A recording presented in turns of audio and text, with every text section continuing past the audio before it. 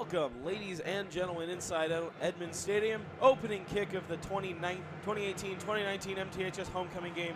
It's your Mountlake Terrace Hawks versus the Blaine Borderites. Lane Zushin fields the kick. And will bring it all the way out to about the 26-yard line. And that is where the Terrace offense will start tonight. Joining me on the broadcast tonight, my name is Benjamin Iman. Joining me, Steve Willits. Steve, how you doing? I'm doing great, Ben. How are you doing? I'm doing well. Hectic day, final day of homecoming week, but excited to be here. And Zushin getting that one out to the 21-yard line, so they will start from their own 21. And a very wet, rainy day. The rain continues to come down on the turf. You can see it glistening off the track right now. It's going to be an interesting game. Two teams that do like to run, so perhaps that will not change the dynamic in terms of the passing game, but we'll certainly see what it does in terms of the footing. Jesse James Martineau under center to start. Handoff. That's to Jordan Sims. Sims will gain a couple before he's brought down.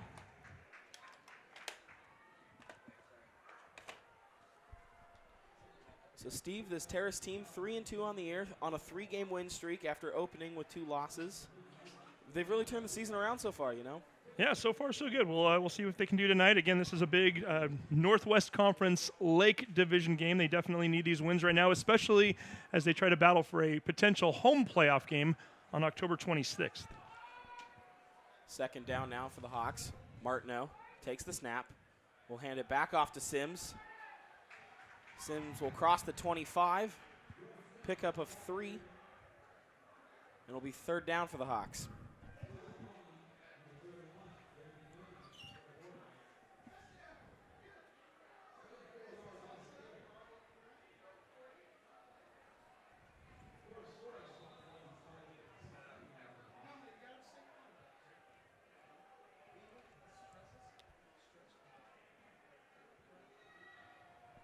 Third down, Martineau takes the snap, fakes the toss, hands it short. That one's to Dom Latham, and he is wrapped up in the backfield, going nowhere. Yeah, a little misdirection there. The Hawks using that wing T offense, trying to get the defense going one way, thinking they could get everybody going to the right and then running it the opposite direction. Unfortunately, the Borderites waiting for that play. Latham wrapped up right away, and it will bring on our first punt of the game. Brandon Bach will be back to punt for the Hawks.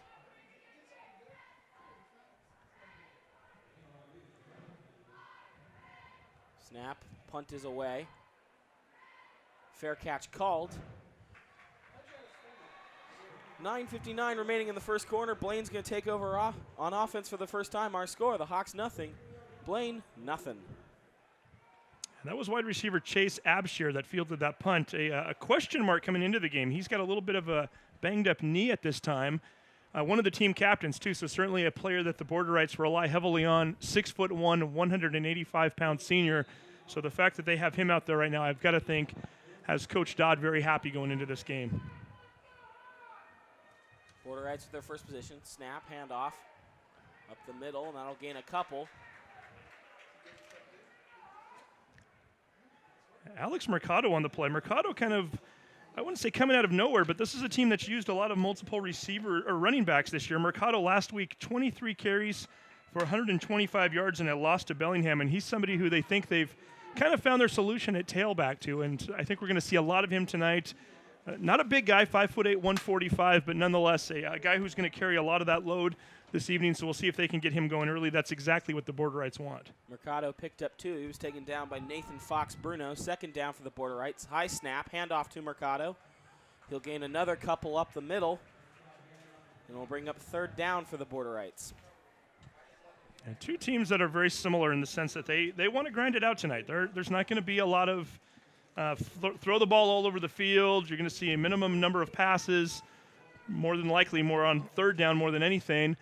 And just push the ball down the field, move the chains, live to see another set of downs, and to keep your defense off the field. That's exactly what Blaine wants to do here. Third down, high snap. Mercado's dropped at the line of scrimmage, but a late flag comes flying in. It looked like they were going to be able to stop Mercado short, but we'll see what this penalty is.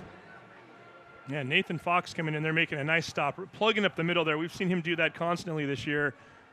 Certainly if that is not against Mountlake Terrace, give Nathan a lot of credit for once again stepping up and perhaps forcing another fourth down. However, it doesn't look to be the case. Mountlake Terrace scooting backwards as they've been told that the infraction is against them. And we have our first down of the night as Blaine will move the chains further into Mountlake Terrace territory to the 43-yard line.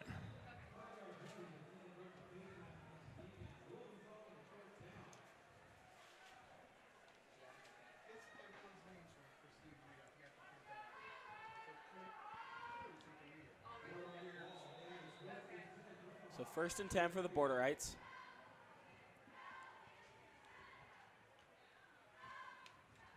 High snap over the quarterback's head. It's a scramble. And diving on it, looks like. And Terrace has dived on it. A high snap over the quarterback's head. We saw a couple high snaps earlier. And quarterback William McKinney was able to control him, but that one way over his head, and the Hawks dove on it. Yeah, Will McKinney, a very good quarterback. You just need to get him the ball. So we didn't get a chance to see him potentially with his first pass of the game. Shotgun formation, ball is snapped right over his head, and give a lot of credit to Andrew Nath. Getting in there very quickly. Nath just sprinted in there as though he knew where the ball was. Not always an easy thing to do, to dive on a football like that when it's rolling around on the ground. He was able to scoop it immediately. Mountlake Terrace football, first time tonight in Blaine territory. Martin with the snap. He'll hand off to Brandon Bach, sweeping right. He's able to dive forward for a couple before being brought down.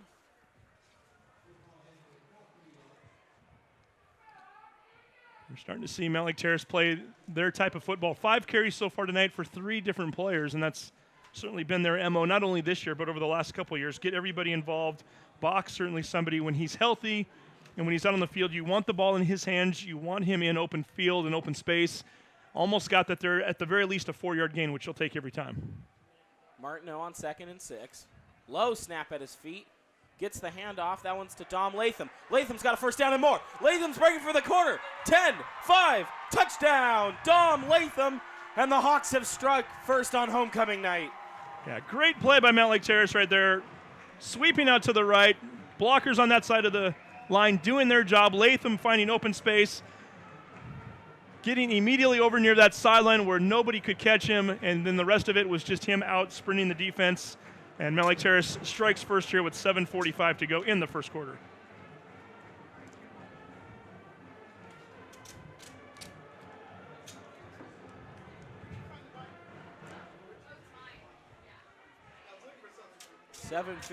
$7:45 to go. Hawks have struck first. Noah Thompson's kick is up and good, and the Hawks taking a 7-point lead to open up this match. And with that, we'll take a quick break. You are watching the Hawk Broadcast Network, home of the Mountlake Terrace Hawks. 7-0 the Hawks lead here at home against the Blaine Borderites. It was Dom Latham on a nice 30-yard plus run to the end zone. Noah Thompson with the extra point. And the Hawks will kick this one away. And in a game like this where we mentioned it earlier, the time is going to be running the majority of the game. There are not going to be a lot of stops with so many running plays. The key to this game could be winning the turnover battle, and so far it's 1-0 Mountlake Terrace, and that's how many touchdowns the difference is as well. The fact that you gave up a ball like that after getting a gimme first down on a infraction. Here we go, onside kick. Nice job by Bach blocking one of the defenders, and guess what, or one of the recovery men, Mountlake Terrace football. I did not see that one coming. Just a nice little kick there. It has to go 10 yards. Brandon Bach sprinting ahead of the football rather than trying to get on it, recognizing it may not be 10 yards yet. He just blasted the nearest guy next to the football, let his teammate recover it, and here we go again, Mountlake Terrace football.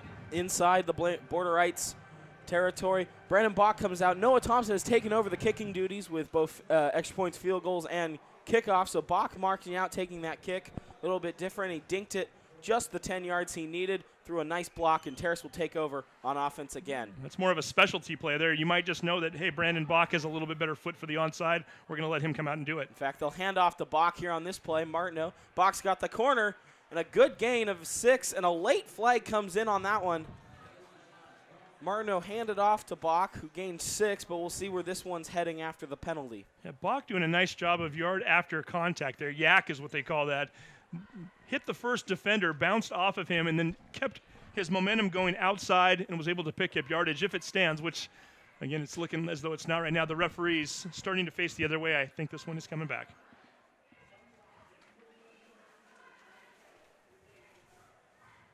Indeed, it is a penalty on the Hawks, and they will walk the ball back and repeat first down. So Bach's run is erased. And while we've got a second here, I'm going to have you, I just was handed the crew list. These are your fellow students, so you probably know these folks better than I do. Go ahead and read off who we've got working the game tonight with us. Joining us tonight on the crew list is Jamie Stockmer, Rebecca Berhanyu, Cameron Ferguson, Heather Miles, Austin Davis, Tristan Sanders, and Tyler Poole. And can't forget about Stephen Koscheck, too. Stephen Koscheck in the house. Got a nice crew. Handoff. Turns the corner upfield. That one's Dom Latham. And he's going to pick up a couple almost to the original line of scrimmage. Using his running back instincts there. Latham starting to sweep that one outside. Recognized that if he cut back quickly, he had just enough of a gap to get up field. Decides to turn it up and ends up picking up 4 in the process. A good run for Latham, who's had a decent amount of carries to open up and some good success with the ball. Hawks really working around, getting lots of people involved with the running game. Second down and 11 to go. Martineau will look to pass. Firing, down deep. He's got a man, and that one's Latham, but he just overthrows him. Latham beat his man, was open, and Martineau just put it a little bit too far even for Dom Latham. Yeah, great play on their part. They ran another receiver down the field. I believe that was number 11 on the play, Elijah Dahlman. The defender picking up Dahlman. It looked like it might have even been some sort of a zone defense. The defender with the deep half there went over to Dahlman. Meanwhile, Latham comes out of the backfield almost in some sort of a wheel route. Didn't see exactly where he came from. Wide open. It's just a matter of the quarterback connecting with him. And unfortunately, Jesse James Martineau just putting it outside of his reach there. Martineau to throw, third down. Steps up in the pocket, throws it over the top. He's got Jordan Sims. Sims got to the sideline. He's got a first down and more. And Jordan Sims, the little dink and dunk play with Jesse Martineau, is going to pick up a big Terrace first down on a third and long. 25-yard gain on that play, and that's what you need to do. I mean, if you're going to get your quarterback in the game early, Jesse's a smart guy. He's been doing this for the better part of 3 years now. As far as being a starting quarterback off and on, it's a tough way to start the game when you know you had a guy wide open and you overshot him. Get your quarterback a little confidence. Let him go back out there. Let him redeem himself. That's exactly what they did. And Jordan Sims, who I just can't say enough of when I've watched him this year, the sophomore, finding open space, getting ahead for 25 yards. Jesse Martineau has been playing well in the last 3 Terrace wins. Little option play, hands off. He's got Dom Latham. Latham breaking it outside. He's got a first down. Latham cuts it back. And Latham's down to just inside the 10. Another Terrace first down, knocking on the door of the end zone as the Terrace Hawks. Yeah, we're going to spot him. We'll call it the 7-yard line. We'll give him 16 yards on the play. So Latham already with 57 yards on 4 carries, and we're not even halfway through the first quarter yet. Dom Latham with some good running here in the first quarter. 6:13, the clock will begin to roll. To remind everybody, too, it is homecoming night here. We will have homecoming court at halftime. So if you're watching this broadcast, I know it's tape delayed, but nonetheless, make sure you stick around and watch it for the halftime segment as well. It's a big night here. Martineau will hand off. That one's to Seydou Traore, and he dives inside the 5. Pickup of about 3. Yeah, flag down at around the 11, which usually signifies an infraction of some sort against the offense, and Mountlake Terrace already backing it up. It looks like they've already recognized the fact that that was not in their favor, and here we come again. And this is where you don't want to pick up penalties. You've got first and goal. You had it within the 7-yard line. You have the short field there. That's a spot foul, too. It goes all the way back to the 20-yard line. You didn't lose it down, but you did lose 13 yards, and it's going to make it that much tougher to score here. That will hurt the Hawks and back them up.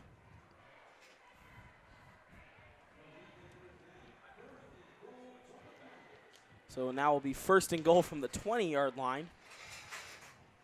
See what the Hawks want to pull out here.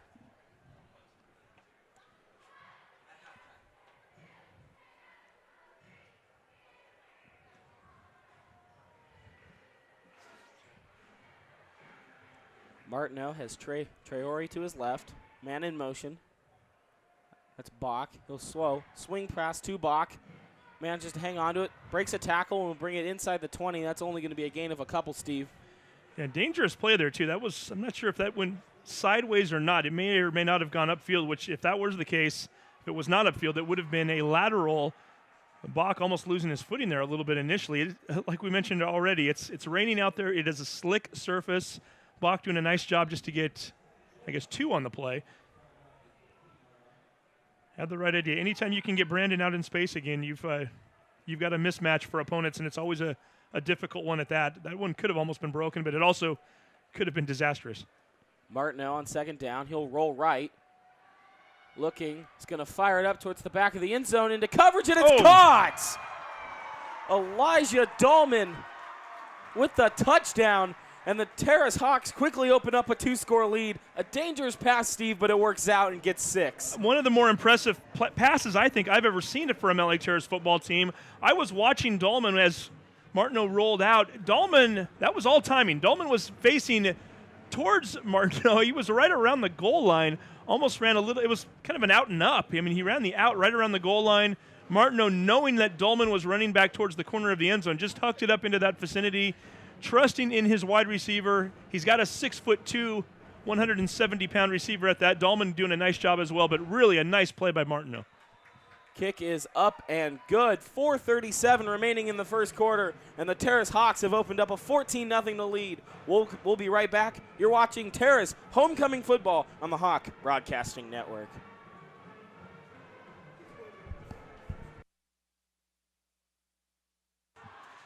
And welcome back to the Hawk Broadcast Network, Homecoming Night 2018 here at Edmonds Stadium. The Mountlake Terrace Hawks out on top of the border rights, 14-0 thus far. Brandon Bach once again getting ready for the kickoff.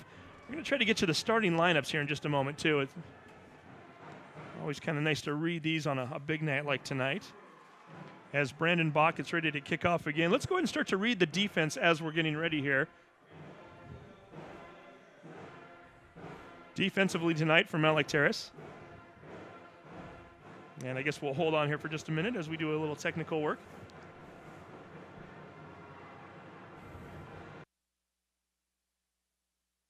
And we'll get that to you in a moment here as Mountlake Terrace with the kickoff.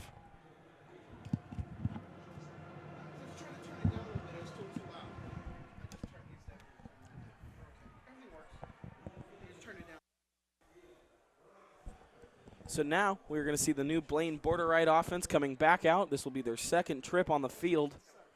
The Hawks recovered the onside kick on their last kickoff.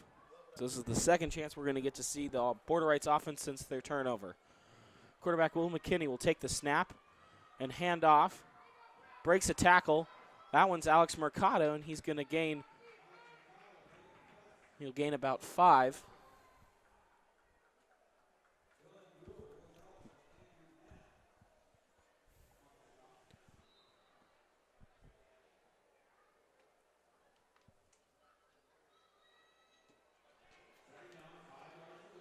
Will McKinney, quarterback, 6'3", 180, sophomore. On 2nd and 5 now from their own 41. He takes the snap high again, handoff Mercado. That was blown up in the backfield. They'll drop him for about a loss of 1. That was Nathan Fox. Bruno in the backfield again.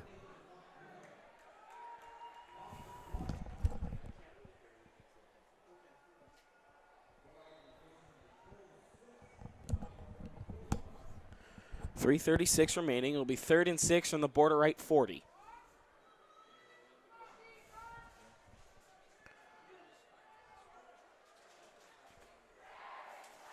McKinney, high snap, handoff Mercado. The ball comes out, and it's dove on by the Terrace Hawks.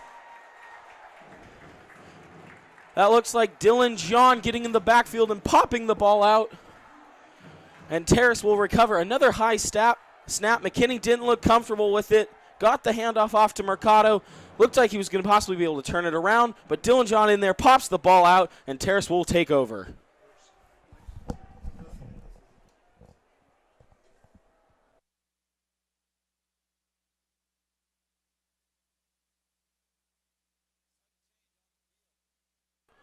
Hawks will take over. Martineau from the 42 takes the snap to throw. Looking left. He's got Bach. Thrown up, jump ball, batted down. It was Alex Mercado on the coverage. Mercado with Bach step by step and does well to break that ball up.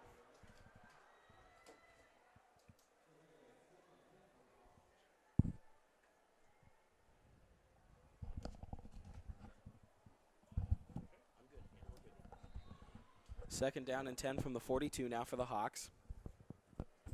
The second turnover for the night for the Borderites, and the second time that hopefully the Hawks can capitalize. Third turnover, excuse me. Martineau will roll out right. He looks to run, tries to cut it back, spins back right, and just tries to dive back for the line. He's going to lose a couple. That play did not turn into anything, Steve. No, it did not, Ben.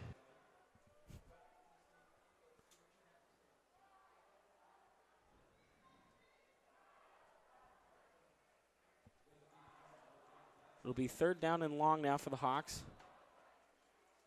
And it looks like we have a timeout on the field. The Hawks will take their first timeout. We'll keep it right here, too, because we haven't had a chance to get the rosters in yet, and we had a little technical glitch with our thing here a minute ago. But while we've got a break in the action, since Mountlake Terrace is on offense, let's go ahead and read you who the starting unit is tonight. Start with that offensive line. They don't get their names called enough, so why don't we go with them. On the left side, number 65, Anthony Simmons is your tackle. Your guard is REA. I'll give you a chance to. You probably know these guys better than I do. What's his name? RJ. RJ. There we go. RJ. Yeah. There we go. We're going to give him a shout out there. Your center tonight is Alex Pollock.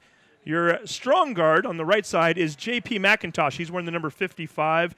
Noah Thompson is your tackle over there. And we've also mentioned Noah because he's also the place kicker, something you don't see very often, a tackle/place kicker. Jesse James Martineau, we've already talked about him as your quarterback, number 10. Your backs, number 1, Jordan Sims, and number 2, Don Latham. They've already done enough to get themselves a little shout-out earlier. When they go to a 3-back set, we've been watching number 21, Seydou Traore. Your receivers, number 11, Elijah Dahlman, who is already on the board tonight. And your split end, number 9, Brandon Bach. And we will get you the defense here in just a moment, too. Hawks back out on the field for 3rd and 13 now from the 45 of the Borderites. After the timeout.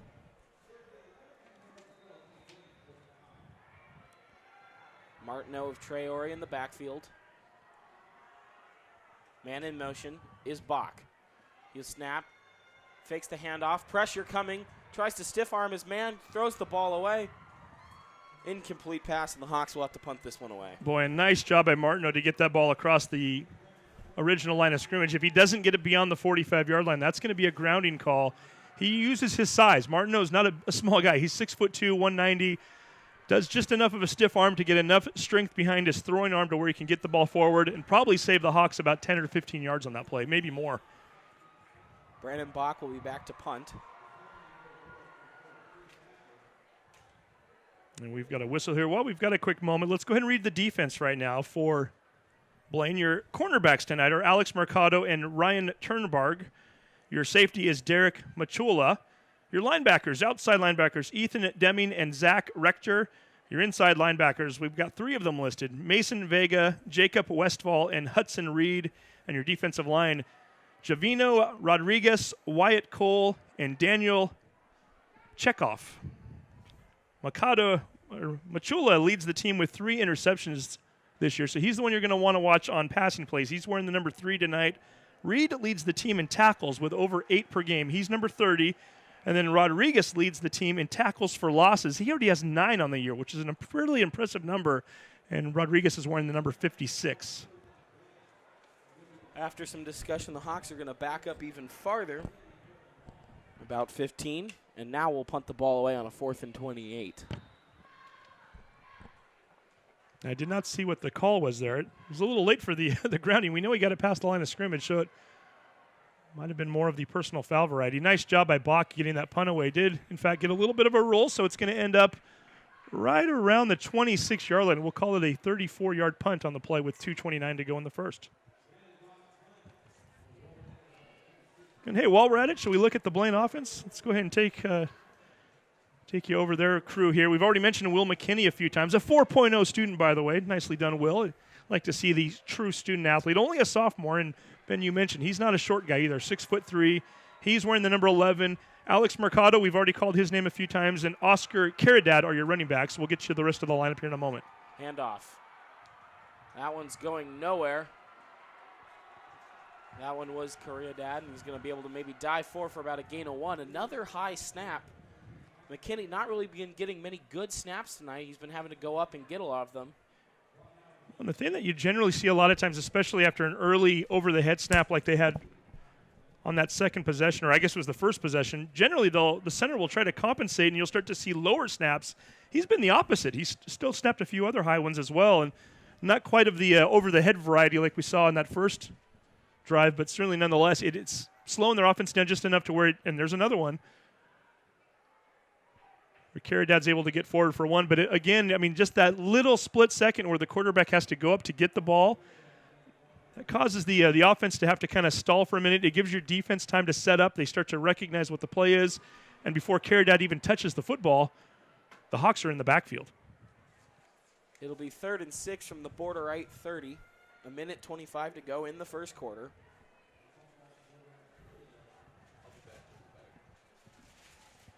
Hawks looking to get off the field. McKinney, high snap to throw. One-on-one coverage over the head of number 4. That was Chase Abshire. And it'll be 4th down, and Blaine will punt the ball away. Abshire, who is leading the team both in rushing and receiving yards this year. I'm sorry, receiving yards and touchdowns. I think he might have been one of those players that played a little running back earlier in the year, but leads the team in touchdowns. And nice job by Latham. That's how you want a DB to play the ball. Put yourself between the receiver and the football, look back, and you can almost kind of put on the brakes and slow the receiver down, and they're not going to call you for pass interference. Brilliant play. That's exactly how you want a cornerback to play the ball. We're going to take a quick break here. 1:10 remaining in the first quarter. The Hawks lead it 14-0. You're watching Terrace Football on the Hawk Broadcasting Network. Back now, Terrace Football, 4th and 6. The Borderites to punt away. Good snap. Punt gets off.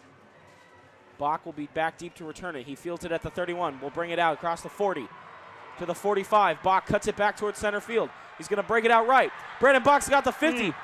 A flag back out at the 50. Bach still going. 10 to the 5, and he's brought down at the 3-yard line. But a penalty flag back behind the 50 is most likely going to bring this one back, Steve. Yeah, anytime you're back there right in the vicinity of where the returner was running the football, very, very seldom will they call that on the defensive team. It's more than likely some sort of an infraction with blocking, whether it's behind a crackback block, more than likely probably a block in the back. Sometimes it's an illegal use of hands. Either way, it was not near where anybody was putting their hands on Bach, so no doubt this one's coming back. It's going to be indeed a block in the back on the Hawks, and that one's going to come back. A decent punt for the Borderites. Brandon Bach, very electric on those punt returns. Did a good job shifting through some defenders and was able to get out over the 50, but that penalty is going to erase it all. Well, and that's what Bach brings to the table. I mean, Bach is he's got so much football savvy and a great football IQ to be able to look around the field with as quick as he is. Sometimes you see guys who are so quick that their mind almost doesn't keep up with their feet. He's different, though. He's always watching the field. He has a feel for where the hole is, where his blockers are setting up. He did that really nicely. Went from the left side of the field to the right, swung it out just enough to where he gave his blockers a chance to come over there, get in position, and set himself up a nice little wall along that right side, because once he got out there, again, he didn't quite get to the end zone, so it wasn't as though there was no stopping him, but you were not going to catch him unless you had a really nice angle, which some of the guys on the backside did, and you get what you had there, which was a 68-yard return. Unfortunately, it's all for naught as it's coming back.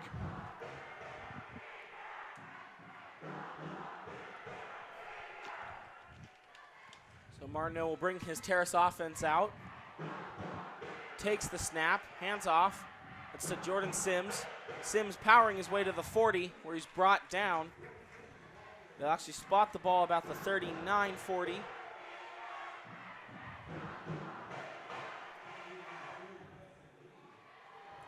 Sims' big play so far tonight was on the pass play, but looking at 8 yards on 3 carries thus far. He's somebody who we've seen him break a few plays here and there throughout the year. He's always got at least 1 or 2 in him, even if it's not towards the end zone. You know at some point he's going to get one. It's just a matter of if and when it comes here in this half.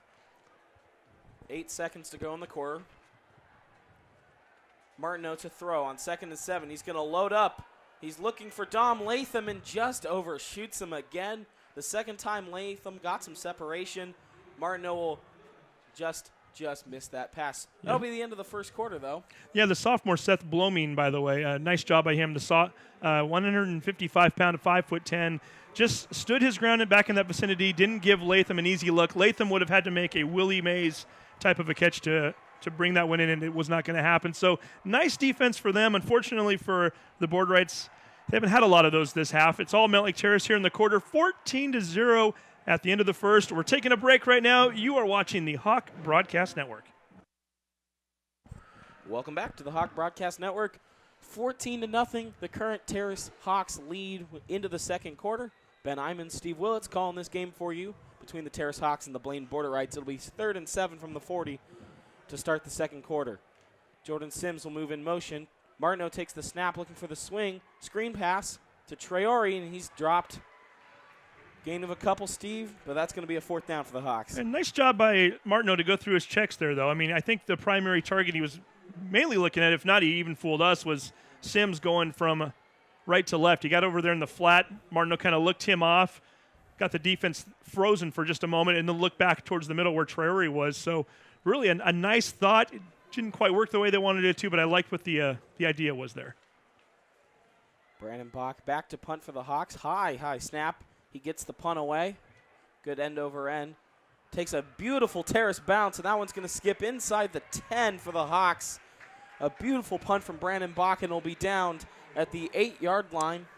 Yeah, 49-yard punt with no return. It's a 49-yard net punt to pin them back in the 10-yard line. And right now, if you're Blaine, you're already not overly confident with what your offense has been doing, not only in terms of how they've been performing, but really your center, it's already in his head right now what he's been doing on those snaps. If nothing else, psychologically, you just want a big battle here because he's thinking about it right now. He knows that when he snaps that ball back to McKinley, McKinley's almost in his end zone already. You do not want to botch that because if you do, it's going to be a safety or maybe even worse. The Border-ites will bring their offense out to start this drive from within their own 10. As Terrace defense been strong so far with the forced fumble and not a lot of yards gained for the Border-ites. McKinley will come under center. And we got a false start. And the right guard, usual right guard, Jacob Westfall, playing a bit of a fullback there, and he just got a little bit too much of a jump, and that's going to be half the distance. While we've got a break here, let's go ahead and get you caught up on the rest of the starting lineup. We mentioned Mercado, Caridad, and McKinney earlier. Your tight end tonight is number 30, Hudson Reed, and I've got some notes here from Coach Dodd. He was nice enough to provide these for us. 6'3", 240-pounder, and the coach's comment is he is a big man. Your left guard, Gavano Rodriguez, we mentioned him already. He's a junior, a Whatcom County player to watch. Your center is Mason Vega. He is a junior, number 57. Your right guard, we already mentioned Jacob Westfall, a senior, and we got another whistle here. And then another one after the fact, just for good measure. They're going to go half the distance one more time. Your right tackle is number 73, Drew Schroeder, a senior, and in coach's words, small but packs a punch. Those are guys you like to have on your team. We mentioned Chase Absher already tonight, a guy that we weren't even sure we were going to see, questionable with a knee injury. He's out there. Number 13, Ryan Turnberg, is a senior. Little man, but lightning quick is what we're told. We're also going to see a lot of number 5, Kavit Kahi, as the handoff goes up the middle for maybe a gain of 1, and that's Mercado. Kavit Kahi, a junior, also named Tiki because he is a Hawaiian monster. The words from Coach, he is a Hawaiian monster. We'll watch number 5 out there tonight. And they mentioned they've also been running multiple running backs this year. Mercado, as we mentioned earlier, 125 yards rushing last week. Caridad has also had a 100-yard game this year. That came back in week 2 against Cedar Park Christian. So we know we've got some ballers out there. It's just a matter of if the Border-ites are going to be able to get things going here before it's all said and done. It will be 2nd and 14 for the Border-ites after multiple false start penalties from their own 4. Handoff. It's going to be dropped in the backfield, and they're going to lose what they picked up. That was Jay Nath, wasn't it? Nath is having himself a heck of a game. We should give him a little more credit because he's recovered at least 2 fumbles tonight, both of the defensive fumbles that were recovered. We didn't see who got the onside kick. I don't think Nath was in on that one, but nonetheless, he's already gotten 2 recoveries tonight, and on that play, just stepped up and made an immediate impact on that running back as they lose a yard on the play. It will be 3rd and 16 from the 2 for the Border-ites. After that beautiful Brandon Bach punt, pinned them inside the 10, multiple false start penalties, just looking to get something to get off their goal line. McKinney, he's just going to try to run it himself, and he breaks a couple tackles and will maybe get back to the line of scrimmage. Yeah, and I'll tell you what. I mean, we know McKinney's a smart guy. We've already talked. He's got a 4.0 GPA, which is great. But I will say this: if I'm Coach Dodd on that play, you know you're not getting the first down. You got 3rd and 16. You want to go north-south on that play. In this particular case, you want to go south because that's the way towards the Mountlake Terrace end zone. He ran too far out to the side, and he didn't have the angle, doesn't have the speed. Mountlake Terrace was ultimately going to catch him one way or the other, and now we're seeing the punt from their 1. The punt will come from the back of the end zone. A flag, and the punt is blocked. Terrace falls on it inside the 5. And I'll tell you what, if that is called against Mountlake Terrace, that's going to make Coach Dugan sick because you just gave yourself the ball on the 3-yard line. I'm hoping that they didn't jump off sides. If that is the case, then we're going to do it all over again. Not only that, but we're going to punt from the 6. And this is why teams always, and you see this in the NFL sometimes, Ben, a lot of times a team will have the ball on the 1 or 2 yard line, and rather than go for a first down, they'll just try to power it up the middle for 2 or 3 yards. Your punter generally stands 15 yards behind the snapper. When you're on the 1 yard line, you can do the math. I mean, the punter only has 11 yards between where the ball is snapped and the end zone. So obviously the defense, the guys that are trying to block the ball, they're already that much closer. Oh, they're calling that against. Let's see if they're able to refuse that. Unless it was before the ball was snapped and they have to play it over again regardless. Maybe. No, it's Mountlake Terrace football. That block will stand. And so that's the situation we're talking about there. I mean, that ball had to only travel 11 yards back. Mountlake Terrace already has a 4-yard advantage that they don't normally have on a punt.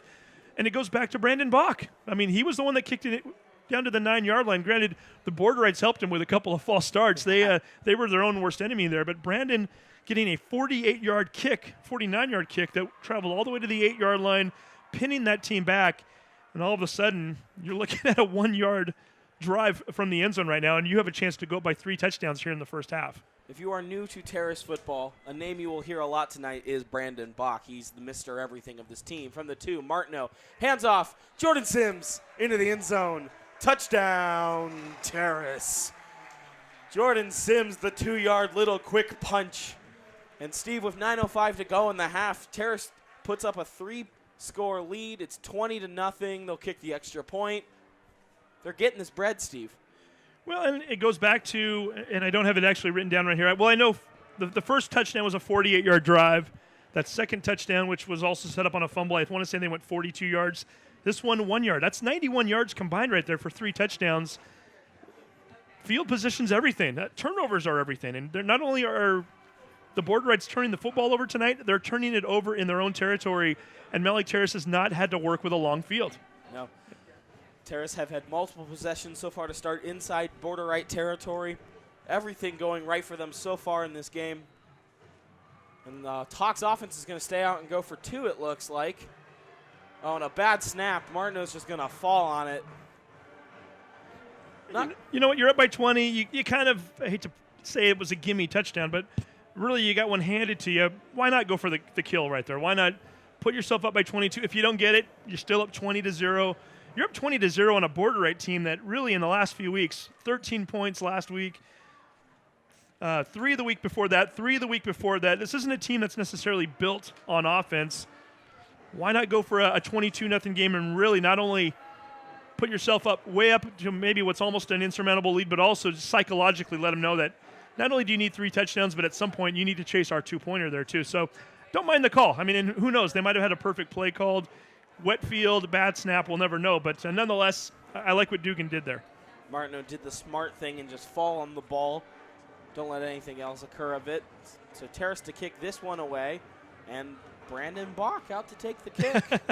What doesn't Brandon Bach do? I'm not saying there's another onside coming, but the last one he did successfully worked. So. Well, even he squibbed it even the time after that. So he's kind of like a Michael Dixon. He puts a little spin on the ball. He does different things with it and makes it a little bit harder for the defense to come up with something. And this time he's just going to drill one right down towards the returner. Scooped up. And play is called dead. I think they're going to have him re-kick it. Initially, I thought maybe they were whistling him because he bent over to get the ball, and perhaps they were implying that his knee went down, which I don't think it came anywhere near. But I think something happened to where, and I don't even see a flag out there. Oh, we're going to get a flag now. So there is, in fact, a false start against Mountlake Terrace. A little bit jumpy to try to get downfield. One of the players got a jump start on Brandon Bach even, and that's going to force them to kick it over again. Not necessarily a hurtful penalty. Bach will take the kick 5 yards further back. And it wasn't the best kick either, quite frankly, so maybe it gives him a chance to redeem that, and maybe this is one of those blessings in disguise, so to speak, that you see in football sometimes. And he goes for the onside. It hits off a border right player, and the Hawks fall on it. Steve, you called it, my friend. Wow. Well, I didn't call it an onside kick, that's for sure. But matter of fact, I really was surprised. I didn't think they would try that. I thought they might just let their defense go back out there. But Kelly Dugan, again, he's noticed that the border rights are struggling on offense.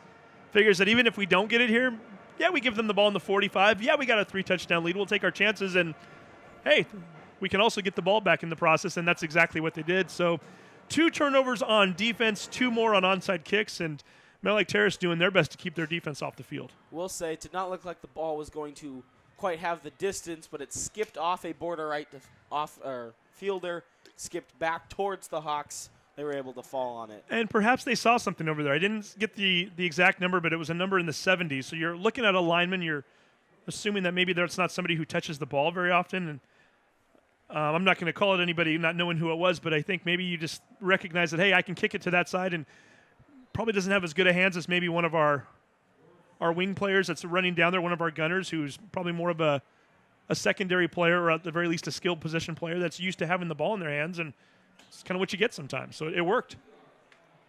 They'll hand off to Jordan Sims for 2 yards to out to the 45 of Terrace. 8:35 remaining in the half. 20-0. The Hawks lead the Borderites.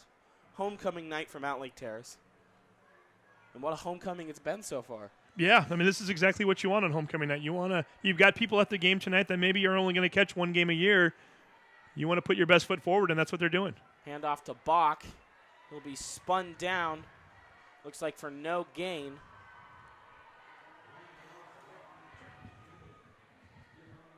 And this is perhaps a chance where we get to see Martineau throw again. Martineau unofficially 3 of 5 on the night right now. Well, both those passes were just a little long to Dom Latham that he missed so far tonight. 2 out left, 1 out right.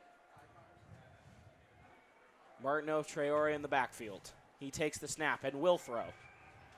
Fires it. He's got Brandon Bach for a first down and spins out of a tackle past the 40. Bach still going, spins his way down to almost the 30-yard line. We'll count him at the 31. A big play, Brandon Bach nonetheless. First down, Terrace. And that's when you have to remind yourself that Brandon Bach is only a 5'8", 170. Just the body control that he has to be able to spin out of those. You're taking hits where guys are running at you almost full board, hitting you as you're in a standstill position, as you're being held up, and yet he's able to still spin forward, lunge forward, and not lose his feet, and in the process pick up a 23-yard gain. Hawks will go a little bit faster now. They'll take the 1st and 10 from the border right 32. Martineau fakes the handoff. No, we'll give it to, that's Dom Latham. Dom Latham's got the left. He's got the first down. Dom Latham, 10, 5, touchdown, Terrace. Dom Latham, his second big run of the night, celebrating with the teammates. He puts Terrace up by another 6 points. Yeah, and we've seen more of the same. 89 yards unofficially for Dom on 5 carries, 2 long touchdowns of 30 yards plus, and Mountlake Terrace with 7:09 to go here in the second quarter, starting to pull away right now. This is impressive. I wasn't sure I was going to see this tonight after, again, a nice win over Seaholm last week. You only won by 3, but Seaholm really outgained you on the ground. Seaholm beating Blaine 25-3 the week before, so I had a feeling that maybe this game was going to be close this evening, and right now, Mountlake Terrace just in control and almost ready to put these board rights away and send them back home here pretty soon. Kick is up. Kick is good. It is 27-0, 7:09 remaining in the half. We're going to take a quick break and come right back. You're watching Terrace Homecoming Football on the Hawk Broadcasting Network. Welcome back. Terrace Homecoming Football, 7:09 remaining in the half. It's 27-0 Terrace. Brandon Bach to kick this one away. Good end-over-end kick. Fielded at the 10, will be brought out. Past the 20 and down to about the 22. That was Chase Abshire on the return. And the Blaine Borderites will take over at their own 22. And Abshire, a bit slow to come up, comes off a little gingerly, and he'll go to the sideline. We're going to take a look at this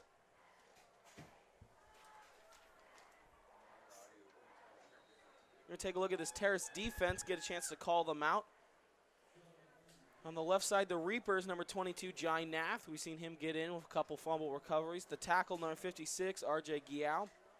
The tackle next to him is number 52, Brett Burrows. And on the end is number 41, Dylan John. The Will linebacker is number 36, George DeVries. The Mike linebacker is number 1, Jordan Sims. And the Shark is number 16, Dylan Brewer. McKinley will look to throw. His first pass of the night is over the middle, and it's caught. That's number 30, Hudson Reed, the tight end, for looks like to about the stick, and they'll give it to him. It's a border right first down. That pass goes for 10. And Blaine going a little bit hurry up, trying to get some offense going. Continue looking at this Terrace defense. Two safeties tonight, number 7, Marcos Sanchez, number 21, Mustafa Baliki. The left corner is number 2, Dom Latham, and your right corner is number 12, Osei Rivas.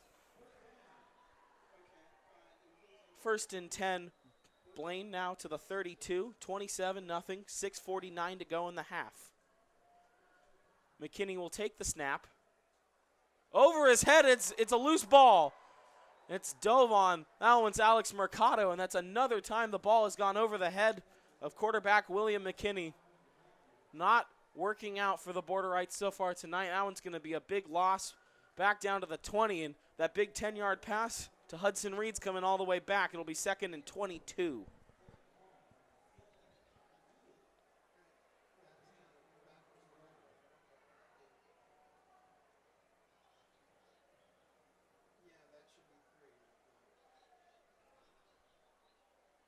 Second and 22 from the 20. McKinney, high snap, fields this one, hands off Mercado. Mercado sprints up across the middle. He'll gain 5, brought down at the 25, and to make this 3rd and long just a little bit shorter.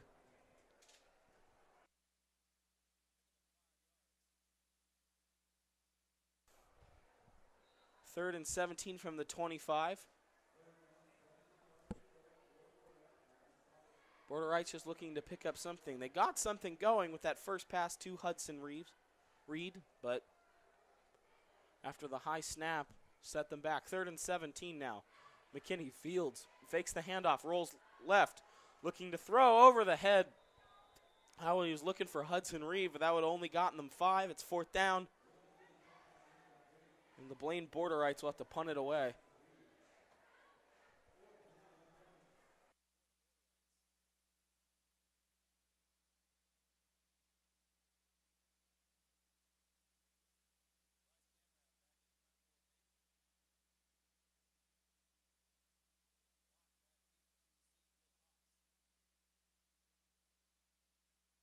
Fourth and 17 from the 25 now. Borderites to punt it away. Good snap, punt this one off. High punt out to about the 50. And it's going to die at about the 42-yard line out of bounds. 49-yard line. It's going to die at the 49-yard line, and that's where the Hawks will start. 5:11 to go in the half. Terrace leads this one 27-0. We'll be right back. You're watching Terrace Football on the Hawk Broadcasting Network.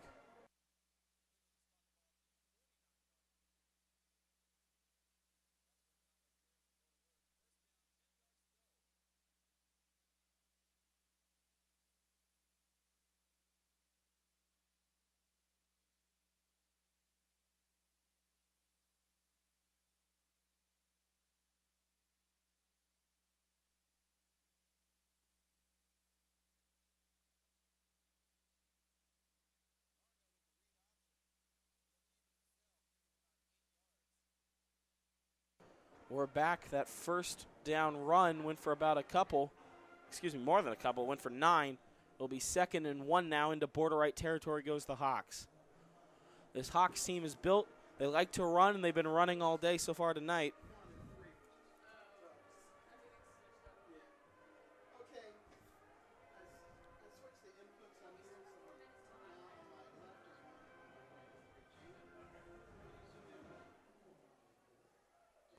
Martineau under center. Man in motion, handoff. This one's to Latham. Latham trying to get back to the line, and that's all he's going to get. Gets back to the line and brought down. It'll be 3rd and 2 from the Borderite 43.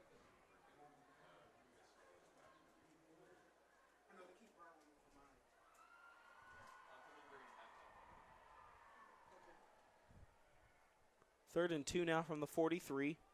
3:55 remaining in the half.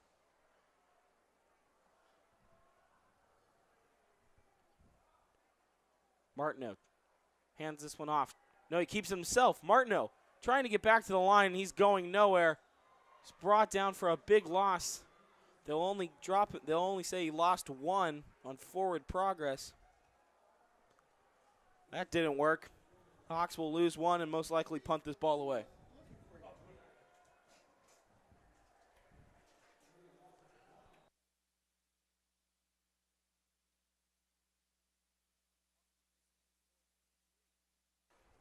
Fourth and 3 now. Brandon Bach will be back deep to punt.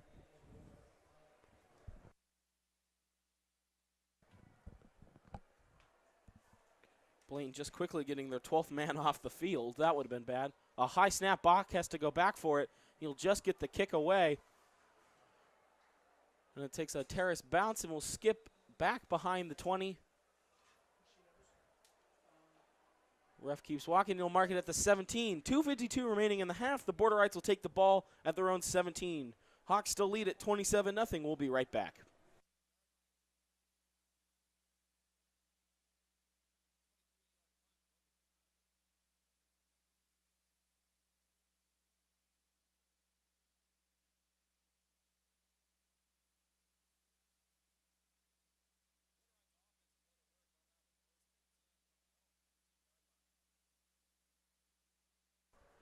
McKinney takes the snap. That one to the right of him, but not over his head. He'll get the handoff to Mercado out to the 22, gain of 5.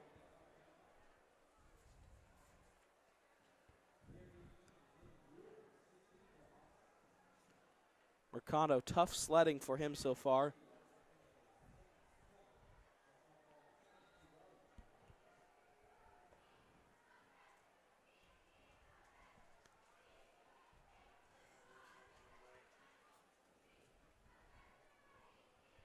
Second and 7 now. High snap. He'll get the handoff. Mercado breaks the tackle.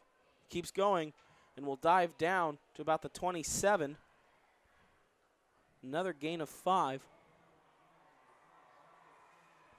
It'll be 3rd and short now.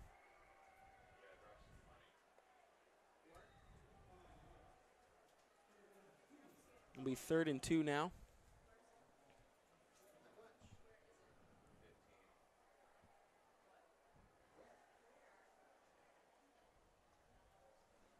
Third and 2, McKinley. High snap, hands off Mercado. Mercado breaks it through the middle. He's got a first down, a flag down, along with a Borderites player. It's number 58, Jacob Westfall, who does get up a little slowly, but does. But Alex Mercado blitzes it up the middle and currently stands as a first down. We'll see where this penalty lands.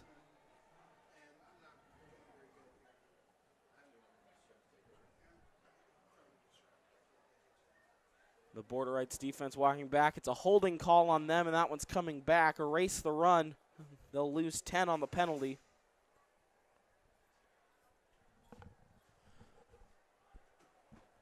Scratch 3rd and 2. We're going to move to 3rd and 12.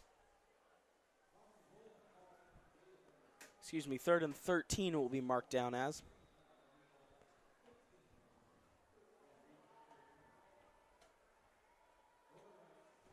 The Borderites will take a timeout with 1:35 remaining. They got a long 3rd and 13 to go. We'll be right back. Hawks lead it 27-0.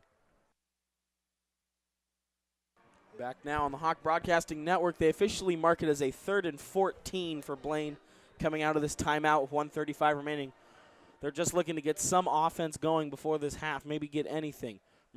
McKinley takes the snap, looking, screen pass. That one's caught by Seth Blumen. Breaks his tackle out to about the original line of scrimmage. He's going to gain maybe 2. Not going to do it for Blaine. They'll have to punt this one away.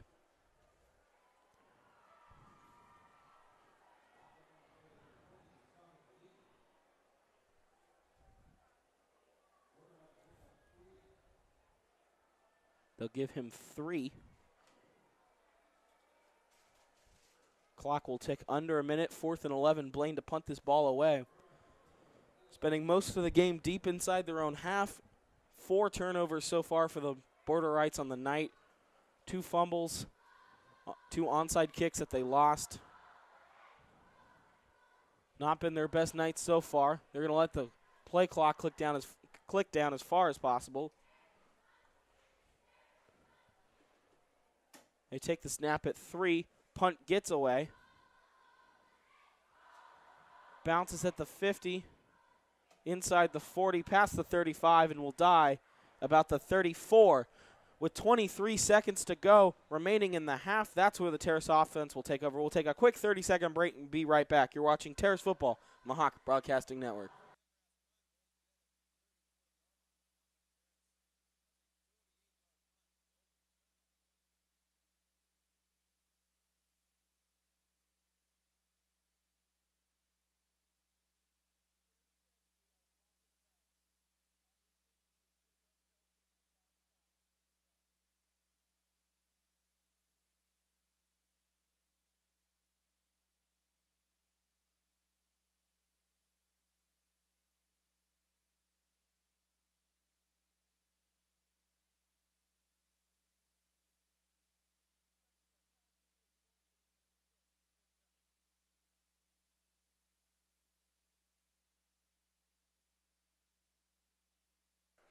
Welcome back. 21 ticks left to go inside the first half. Terrace leads at 27-0.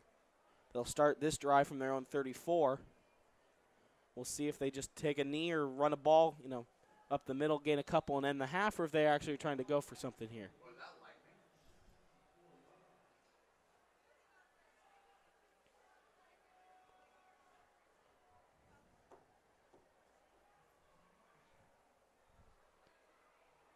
Martineau will come under center. 9 to go on the play clock. He takes the snap and will take a knee, and we're going to send this one to halftime. Halfway through this bout between the Terrace Hawks and the Blaine Borderites, it's the Hawks who currently lead it 27-0. We'll have the second half plus the homecoming activities. Don't go away. We're not quite done here. You're watching Terrace Homecoming Football on the Hawk Broadcasting Network. Good evening, everybody, and welcome to Mountlake Terrace High School 2018 Homecoming Night. You guys ready for this? Football team's got a 27-0 lead. We're having a good time. And we're going to turn it over right now to your ASB Senior Class President, Erica Lampers, as we're going to introduce the homecoming court. Hey, everyone! All right, it's my honor to introduce the 2018 homecoming court. For our freshman royalty, we have Natalie Collins and Zach Nguyen.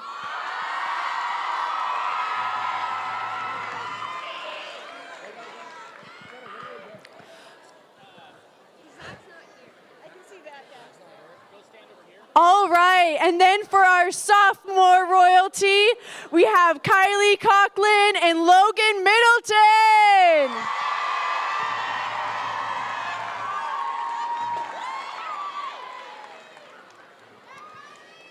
And then for our junior royalty, we have Lexi Dellinger and Mark Primavera.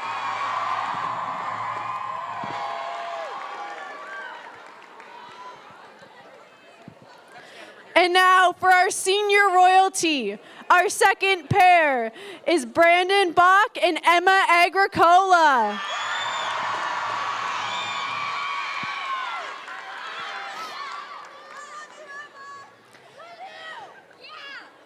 For our first pair of royalty, we have Ishika Nayar and Jacob Knight.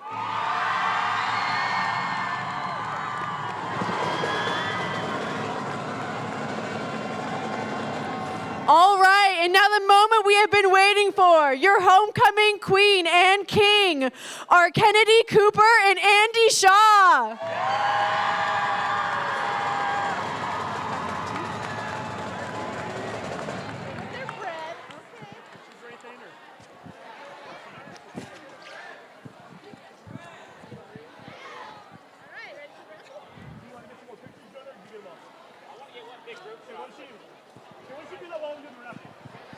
Okay, while Jonah's doing the picture opportunity here for the homecoming court, how about one more round of applause, first of all, for these folks here?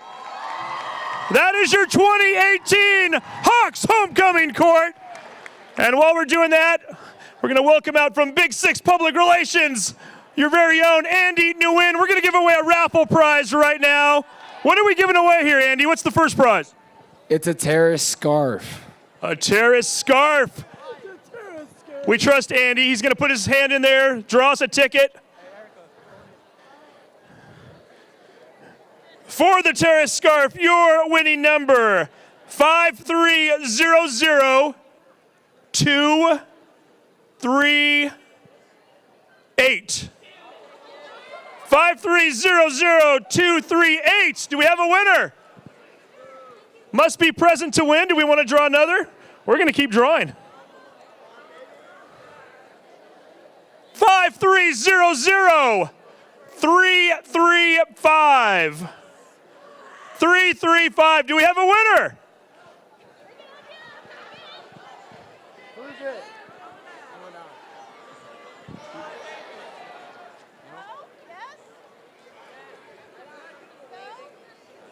Going once. Going twice. Andy's going to pick another one. 5300353.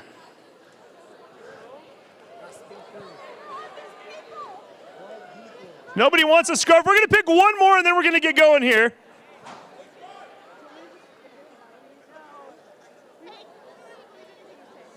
Last three numbers are 391.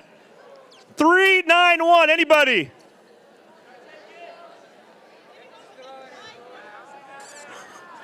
We're going to hold this one for now. We might give that scarf away here in a few moments if we don't have it. We do have another couple raffles coming up. But between now and then, a tradition that goes back to before you guys were even born, back when my graduating class was here in the early 90s, it's time for Supersonic. Let's do this!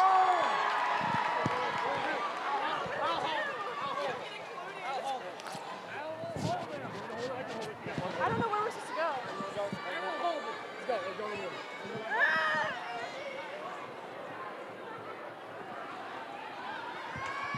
We're JJ Fat and we're here to rock. Rhymes like ours could never be stopped. See, it's three of us and I know we're fresh. Party rockers, non-stoppers, and our names are deaf. See, the J is for just, The other for jamming. the F is for fresh, A-N-D, deaf. Behind the turntables is DJ Train. Mixing and scratching is the name of the game. Now here's a little something about nosy people. It's not real hard, it's plain and simple. Baby D. Supersonic. Supersonic. Supersonic, motivating rhymes are creating. And everybody knows that JJ Fad is devastating. We know you like us, girl, so you better get sterile. Cause we are the home chicks that are rocking your world. Supersonic. Supersonic. Supersonic is a word when people start to Listen. Especially bigger people, they pay close Attention. You might not believe it, you might not even Buy it. But when it comes to our lady, you might even try it. Supersonic. Supersonic. Now all you supersonic people try to bite our rhymes. You may think that you are deaf, but you're way behind. So you better listen good to what we have to say. Cause when it comes to JJ Fad, you can get no play. Supersonic. Supersonic. Now he's the freshest DJ, from coast to coast. My man can Cut, scratch. I don't mean to boast. He may be a little light, But that's okay, cause when he cuts to the beat, it sounds this way. Hit it. Supersonic. Supersonic.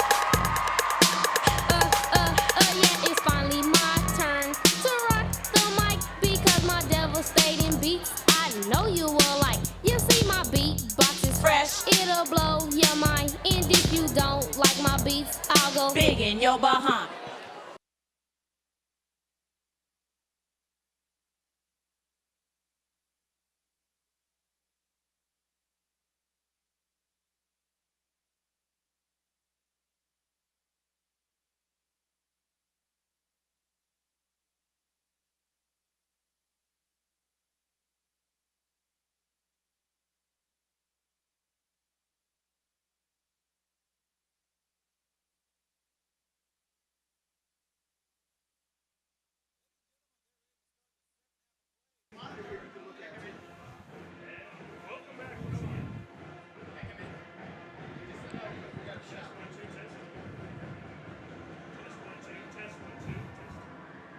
I'm on 2.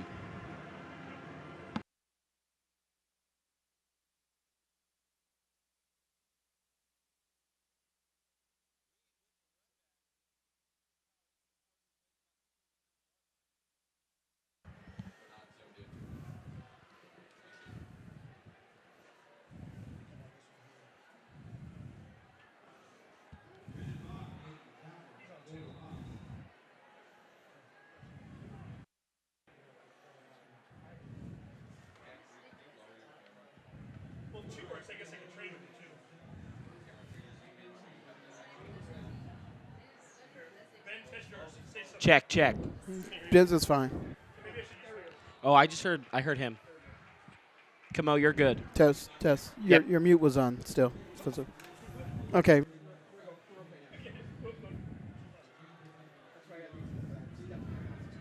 welcome back.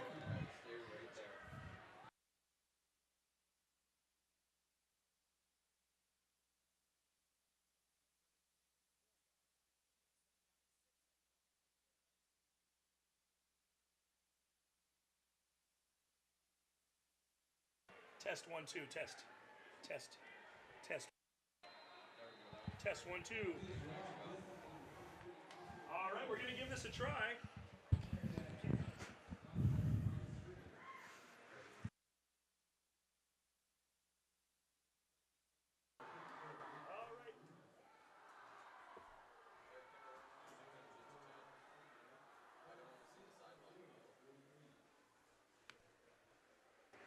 Test 1 2.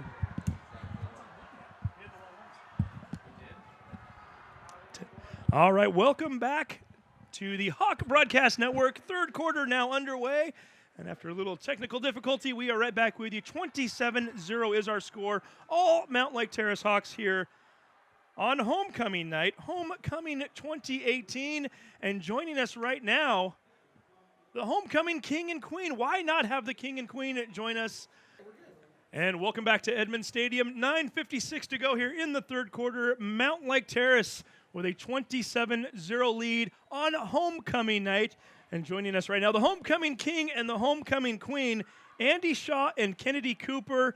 Andy, you've got the microphone in hand. I'm going to start with you as we wait for the next play. Homecoming king, has it settled in yet? Has it kind of hit you that you are in fact the king this year? To be honest, not really. It hasn't hit me because I can't really see myself as higher than any of the other kids at our school. I mean, we're all Hawks, so. Well, and I think that's what you want from somebody who's going to represent your school in a situation like this. Right. And I'll ask Kennedy, too, because you're both seniors. Obviously, you've been to your share of homecomings over the years. You've seen coronations. You've seen others get the homecoming king and queen. You always, no matter who you are at the school, you always think, well, wouldn't that be something if I was the homecoming king or queen one day? And then all of a sudden, here we are standing here talking to you. Kennedy, what was that moment like when you found out that you were, in fact, were the 2018 queen? It was crazy. I didn't expect it, but it was awesome. Awesome indeed. Just like that play from Brandon Bach, a nice pass right down the sideline, down to the 1 yard line, gain of 46 on the play. Andy, walk us through the week. So you know you're nominated. What day did you find out you were the king on? Early in the week? I found out on Monday during coronation. So coronation was on Monday. And what has the week been like for you since? What type of activity is going to be being homecoming king? Well, being homecoming king, I haven't had to do many activities, but as ASB president, I've had to stay up late nights working on assemblies and having ASB meetings. So you're ASB president and you're also the homecoming king, and then we have your vice president right next to you. Is that correct? Right. So Kennedy, have you found that are you doing more work than enjoying of this? I mean, what's that been like doing double duty as the Hawks get back into the end zone one more time, and now we have a 33-0 lead awaiting the extra point. So what has that been like for you, knowing that you've got both responsibilities this week? I mean, I don't think as queen we've had very many responsibilities, but it's been nice being able to do both. Because I just think it's awesome being included in the school and doing all of these activities for everybody. So, like, getting to do both is really cool. The two of you obviously are very heavily involved in Mountlake Terrace High School. You have to be when you're in ASB, right? So to represent your school like this, I mean, does it take on a little extra meaning knowing that you have that much love for MTHS Kennedy? And what has that been like for you, just kind of knowing that, hey, this is the place where I've been for the last 4 years, and now I get to represent my school in a different light, so to speak? Yeah, it's definitely different because, I mean, when we're in ASB, it's like we're representing the school in a completely different way because, I don't know, it's just... And a fumble there on the play, making it 33-0, so that was the extra point attempt. Yeah, so you do get to represent it in a different way. Rather than asking both of you to tell me why you are so deserving of being a homecoming king and queen, I'm going to have each of you talk about the other one for a minute. And Andy, since you have the mic in hand, okay, I'm going to start with you. Why is Kennedy Cooper a good homecoming queen? Why is she a good representative of Mountlake Terrace High School? What is it that makes her so special? That's a really good question. Kennedy is really involved in the school. She's a really hard worker. She takes up AP classes, as many as she can. She does softball, she does clubs, and she's ASB vice president. She puts so much work into the school, and it would be difficult not seeing her as the homecoming queen. Kennedy, some nice words there, right? No, I'm going to turn the table on you now. Go ahead and talk about Mr. Shaw here and why he is such a great representative of Mountlake Terrace High School to be wearing this crown. Why is he deserving? Well, I definitely couldn't have thought of any other person that would have done it. Like, he's literally the most involved person in our school. He does everything. He's ASB president, so it's just right there, says it all. And then he just is constantly trying to help people, and he's just like such a good person, and like I just couldn't think of anyone better. Sounds like we got a pretty strong court here. And then what does the rest of the night look like? Because 5 o'clock game, the dance isn't until tomorrow night. So are there any more ASB activities for the evening involving homecoming, or are we pretty much done other than the football game tonight? What does the rest of the night look like? I don't think we have anything else planned for tonight. It's just getting ready for the dance tomorrow. I'll be studying for my SAT tomorrow morning. You got SAT on the homecoming week? Yeah. Unbelievable. Okay. Same with you, Andy? No, I didn't sign up for it because I knew I'd be stressed out. You knew you'd have enough on your plate already. Right. So homecoming dance tomorrow night, how much work goes into that for you on the day of? Are you everything kind of in place and done, or are you going to be working all day long? And if so, will you be wearing the crown while you're doing the work to get ready? I am actually not going to be working that hard tomorrow night because we've actually delegated the job to other members in our executive ASB, and they're handling it themselves, and I just put my trust in them, and yeah. That right there is called leadership. Well played. Nicely done. What about you, Kennedy? Do you have a lot to do to get ready for the dance or do you get to kind of sit back and be queen for a night? Yeah, both of us are kind of laying back for this. We took on we kind of split it up in committees, so we both had different things we were handling for the week, so we're passing dance on to someone else. Very cool. So they get to enjoy the dance tomorrow night. And I guess I should ask, too, what was that feeling like out on the field tonight? Obviously, on Monday at the coronation ceremony, that's one thing. But when you're out there and everybody's cheering you on, football game, Friday Night Lights, Andy, did you kind of get a little feel like, oh, my goodness, this is actually happening? Yeah, I was actually really excited because a lot of the students in the section were cheering for me and cheering for Kennedy and the entire court. And I just felt all the love from the stands, and it was just amazing. It felt great. Kennedy, what was that moment like for you out there? Yeah, basically the same as him. It was just really cool, like, because these are the students who voted for us, and it just feels really cool to, like, have them, like, show the same love to us that we try to show to them. Now, what an awesome night. Very special indeed. We've got two great representatives from Mountlake Terrace High School, my alma mater, so thank you for doing that from an alum. 27-0 halftime score. Crowd was active. Crowd was into it. You felt the energy, and it was electric tonight. Great night for a homecoming and a great night for these two. Andy Shaw, thank you very much. Kennedy Cooper, thank you. Very well-deserving for both of you. Enjoy the rest of the evening as well as all weekend long. You've both earned it. Congratulations. And we're going to go back to the football game right now. Again, we're going to thank Andy and Kennedy one more time. And Ben Iman coming back on in just a moment here. Ben, how are you? I'm good, Steve. How are you? We missed a little action, but then again, we're up by 33, so I wasn't too nervous about tuning us out for a little bit there. Why don't you go ahead and get us caught up here in just a moment as to what happened after this next play as McKinney drops back, looking to go deep on this play, looking for his tight end, Hudson Reed, and Reed cannot quite come up with it. Ben, I turned my back to interview the homecoming court, and it's like 3rd and North Seattle. What's going on here? 4th and North Seattle. Yeah, right out of the gate, William McKinney took some pressure, just tried to get the ball away. A bad intentional grounding call for him, pushed the Borderites back, and another punt deep in their own end zone. We saw Terrace block one of these earlier, see if they get out. And coming out, Terrace taking their first offensive possession of the second half. A beautiful pass from Jesse James Martineau to his wide receiver, Brandon Bach, for 43 yards. Down to the 3, and a quick punch in from the Hawks to put them up 33-0. A little miscommunication. The wet turf got the best of them on the extra point. Brandon Bach went to take it. The Borderites got around the edge really well, and Noah Thompson actually kind of hesitated running up to take the kick. Bach tried to make the best of it, tried to shovel it away, just keep it alive, and Dom Latham eventually just fell on it, ending that one. 7:42 to go in the third, and it's 33-0 Terrace. So Mountlake Terrace on the 35-yard line. We should point out, for those who don't know, we do play with a running clock rule in the state of Washington. So if Mountlake Terrace at any point in the second half has a lead of 40 points or more, we will play with a running clock the rest of the game, which means the only time the clock will stop is on touch or any kind of score. Not even change of possessions. Change of possession, it'll keep running. Scores, the quarter break, and injuries, and that's it. So we will probably get out of here a little bit quicker as Mountlake Terrace dives up the middle for a 6-yard gain. That's Sims one more time on the carry, and the stats are starting to add up a little bit now too, aren't they? Yes. Jordan Sims adding 6 more there. That'll bring him up to an even 20 on the night so far. 14 in the first half. We saw a carry from Lane Zushin. He was only able to get back to the line, but that was his first carry of the night. Currently, Dom Latham leads this Terrace rushing attack. 89 yards and 2 scores in the first half, Steve. Not bad at all. I'll go ahead and call this next couple plays here, and then we'll get this one back over to Ben. As the Mountlake Terrace Hawks looking to expand that lead. Sims on the handoff, left side, looking for a room right around left guard, left tackle, and not finding much of anything. Nice job by the Borderites to seal that one up rather quickly. Forward momentum there, and we'll call that a no gain on the play. Mountlake Terrace now sitting on a 3rd and 5. 6:44 to go here, third quarter. We should point out a few things, too. Mountlake Terrace, and I'm not going to get too far into this because I'll really confuse people, but they are playing under an RPI system up in that Northwest Conference this year. So every game counts. Every win is a must, and I'll explain that here in just a moment. Pitch out to the running back, and that's Sims one more time. Sims lunging forward for 2.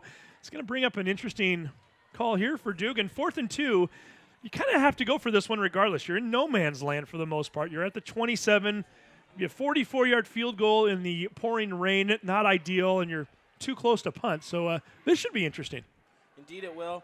Terrace doing well on these, crucial drives so far. And, 2 yards seems easy enough, but from the 27, we'll see if they can do it. This Borderite defense has stepped up a little bit, forcing Terrace into some longer drives so far.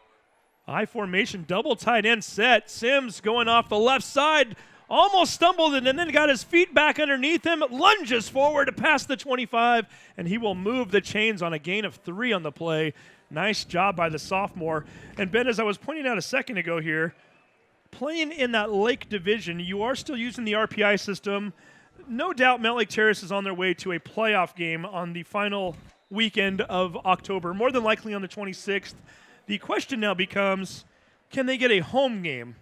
And really, the best case scenario for them, this goes without saying, is to win out. Because as of right now, as it stood going into tonight, Mountlake Terrace was the final team to secure a home game in the District 1 2A playoff situation. If the playoffs were at this very moment, they would play Cedar Crest in a home game on that weekend to see if they move on to the next round, as Hawks are going to get stopped for a no gain on that play. It looks as though it might have been Sims one more time.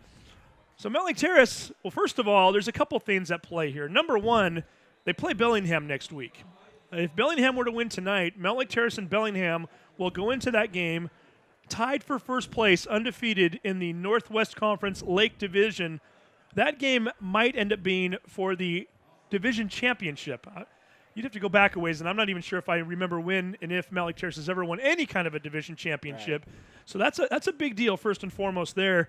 You then play Cedar Crest the week after. Bellingham and Cedar Crest both ahead of them in the RPI standings right now. So not only, number one, will you hold on to that home game, which is always nice to have, rather than have to go to Duval to play Cedar Crest or back up to wherever it might be, Bellingham, or maybe even over to Liberty or somewhere else in the area. You want to play it here at Edmund Stadium. So that's first and foremost. But also just to be able to put up another plaque in the gym to say you were division champs, to be able to claim that title, which we haven't seen very often.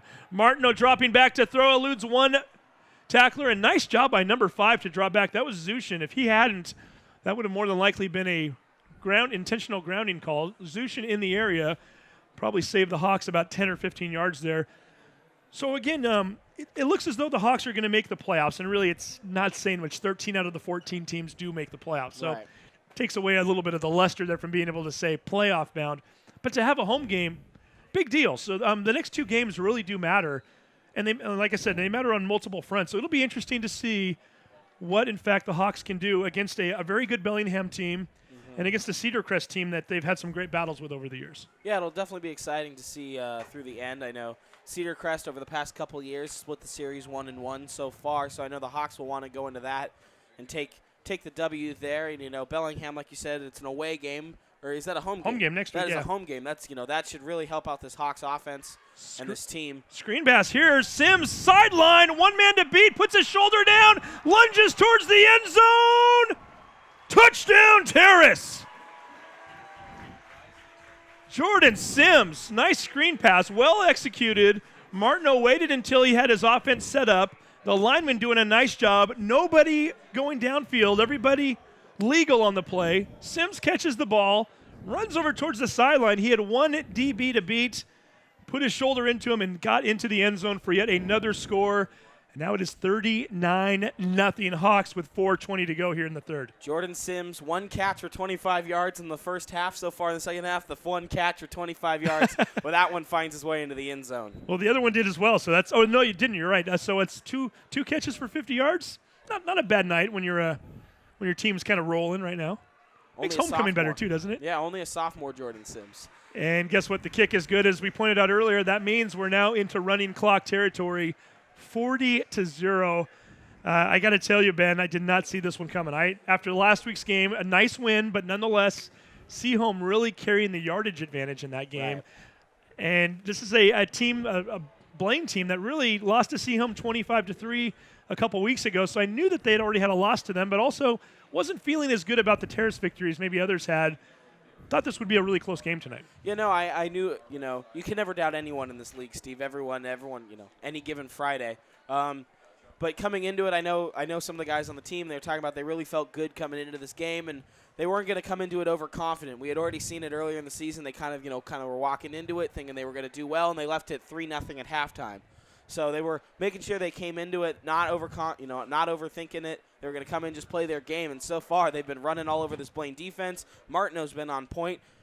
I mean, it's been a great game for the Terrace Hawks. And the first touchdown of the second half happened during the interview. Was that also Sims? I unfortunately didn't catch it due to there's some heavy traffic on that side of the field when he ran it in, but I believe it to be. Nice little squib kick there. I was going to say, looking at some of the numbers here, touchdowns on the season coming into the night, 4 different players with 3 touchdowns. It was Latham, Bach, Martineau, and Traore. And then Sims had 2. We know Sims already has at least 2 tonight, maybe 3. So up his total to 4, maybe 5, and Latham right up there too. So interesting to see who will be the scoring leader after the end of the night. Not that it matters to those guys, but for us statisticians, we always like to kind of follow things like such and see what's going on there. So can't also forget that Elijah Dahlman got in the end zone tonight. He did get in the end zone. And his according to this stat here, first one of the year. Good for him. Elijah Dahlman, the sophomore. Blaine will take over on offense. Snap to McKinley, handoff. That's going to go up the middle for about 5 or 6. That was Oscar Caridad with the handoff. Bulldozing his way. They will give him 6 on that one, Steve. And again, the clock will continue to run moving forward. 3:22 and counting.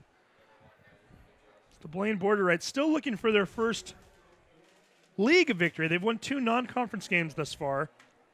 one over Earl Marriott, and do not ask me where that is. I've never even heard of it. 65-0 score. Ball thrown out in the flat. That was a little bit dangerous. And then they also were able to beat Cedar Park Christian 27-23. Do you know who the coach of Cedar Park Christian is? I do not. Butch Goncharoff. Name that a lot of people know. Bellevue High School won 11 or 12 state championships. I don't think he has all of them anymore, but nonetheless a CPC team that's up and coming. So that's not a bad victory for Blaine. 3rd and 4 now after the incomplete pass. He was looking for Hudson Reed, the tight end. That was good coverage by Scott Arndt, the corner. 3rd down from the 41. Clock rolls. 2:28 to go. Will McKinney takes the snap. Oh, it's a funky snap. Just gets the handoff off. That one, Dakari Dodden. He's going to lose a yard. It looks like they're going to spot him. It almost looked like the ball was not going to get back to McKinney. He almost had to step up to get to it. They've been having snapping problems all night. All night long they've been having those issues. And nice job by Jordan Klingon also to come in on that play and to make the stop. 4th and 5. It looks like Blaine will bring their punt unit onto the field, and unfortunately they've not really been able to get anything going tonight, Steve. No, and give a lot of credit to Mountlake Terrace, too. You look at their last, counting tonight, their last 4 games. They've yet to give up a point this evening. 16 points to Seaholm last week, 8 to Anacortes the week before, and that was on a fumble. Bach breaks a tackle on the return. Brings it upfield. Across the 40. Brendan Bach, a beautiful return, and a late flag comes in on the near sideline. Yeah, the line judge throwing that one at the very end of the play, so we'll see what he witnessed there. But Anacortes scored 8 points, and that was on a special teams fumble, opening kickoff. So they really didn't get anything going offensively. And then Nathan Hale, the game 3 weeks ago, scored on their opening drive, and then they were shut out after that. So really, this Mountlake Terrace Hawks defense doing a great job of stepping up this year, giving up 60 points in the first 2 weeks of the season. Haven't given up very much since. Yeah, and looking even farther back at that Ingram game, they gave up 32 points and ended up losing the game, but they were all really – there was a lot of points in the first half. By the time the second half rolled around, the Terrace defense kind of stiffened up. And I'd have to say, kind of nearing the end of that game and the beginning of the Nathan Hale team, this defense has really stepped up and has picked up. And, the offense is now rolling. And, I feel really very good for this Terrace team rolling into the end of the season. Yeah, again, a couple big games coming up, so we'll see if they can keep it going. Homecoming weekend, and what a way to celebrate. It makes the rain a little more bearable, too, when you're a member of the cheer squad, when you're a member of homecoming court, some of the other folks that are administrators standing down on the field. Joyous night for the Hawks.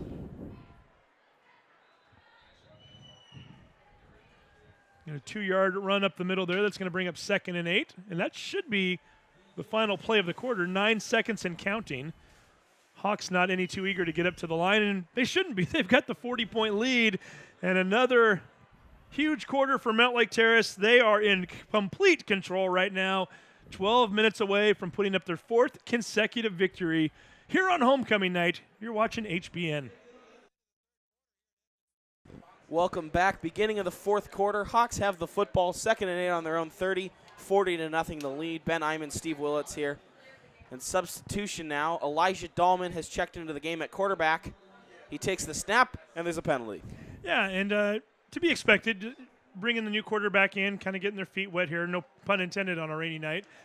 And, hey, why not? This is a good opportunity here. You don't want to get players hurt, even though Dahlman is one of your starting receivers. But nonetheless, you want to get guys worked into other positions. You never know when that moment might come down the road where there could be an injury or something else happens, and you need to go to a backup at any position. So a great opportunity for Mountlake Terrace to start working some other guys in. And, again, it's homecoming night. Let everybody share the love, enjoy a little bit here, and let everybody have a good time. And we're going to see what Dahlman can do the rest of the way. Although with a 40-point lead, I'm not expecting him to see too much air time, if you will. Dahlman, only the sophomore, hands the ball off to Bach, sweeps right, takes it upfield. Ooh! A big hit. And a late flag coming in on it. Yeah, that was a clothesline right there. It looked like he got him up around the neck. I'm not sure if that was intentional or not. Brandon, again, running a little low center of gravity. He's only 5'8". When he scrouched over there a little bit, it might be tough. A defender came over, basically just stiff-armed him, stuck his arm out, and it looked like it got Brandon right around the lower part of the face mask, maybe up around the shoulders a little bit, under the neck, and he just went tumbling backwards. Brandon's a tough kid, though, too. So they're going to, in fact, call they're going to call face mask, so even more so. It looks like they might have gotten their hands on the face mask, and that's going to be 15 yards. Brandon, a tough kid, only missed, I believe, one game this year. Missed that Ingram game early in the season. Yeah, and consequently, not a surprise that they lost that game because of it. So he's been back for 4 games, and they're about to put up their 4th victory.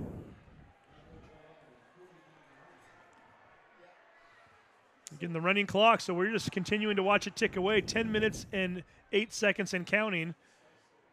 If we had 1 point less up on that board, that clock would have been stopped for the last 45 seconds, but it just keeps rolling, and the Hawks getting that much closer to victory. 1st and 10 from the 49. Dahlman, he's going to keep himself in a run, and he's going to be wrapped up in the backfield. A big loss and a big stop for the Borderites. Designed run, not going anywhere. A couple different guys in on that play. Looked like Leo Good might have been in there. I think I saw number 65, Justin Nevins, also in on the tackle. Make sure we get some of those guys called out as Nevins runs over and gets a high 5 from the coaching staff. They'll mark it down as a loss of 5. It'll be 2nd and 15 from the 44, and as we said, the clock will just continue to tick away here in this game.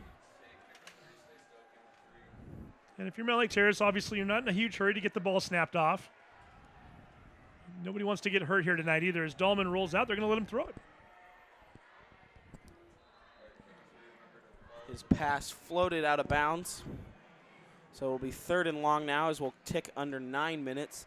That one was going for Mustafa Baliki. Hey, Baliki, we haven't had a chance to call his name much tonight. He's had a nice season so far. Playing safety very well out there for the Hawks and gets checked in for some offensive reps. That's always good to see. Rotate some guys in there that maybe don't get as many opportunities. We had a chance to talk to Mustafa on our show not too long ago. Good guy, and hoping that he continues to have a nice season. Would have liked to have seen him get the ball on the hands on the ball there, but nonetheless, good effort anyway. And we're looking at 3rd and 15. Low snap, Dahlman shovels it. That's to Latham, who breaks a tackle but can't break the second one. He'll be dropped for a loss of 1. Hawks going to punt it away. Yeah, that's a tough play. Ball was, like you mentioned, it was low snapped. By the time Latham's able to recover it, I think on a fly sweep like that, you'd like to have the ball go right directly, cleanly into Dahlman's hands so he can get it to Latham quickly. Latham more than likely wasn't watching him specifically, but I'm guessing probably had to pull up a little bit while Dahlman was able to get his hands back up. Probably slowed him down a little bit too, and consequently he gets stopped behind the line. And oh, by the way, the thing you don't want to see in a 40-0 game, Latham is now hurt over on the other side, so we'll keep an eye on him. 7:40 and ticking remaining, and a flag. This might be a delay of game. That one took a while. Now I don't know. The referee is. It looks like 6 seconds still on the play clock. He's counting the number of players. We may not have had enough guys on the line, and there may not have been enough to cut to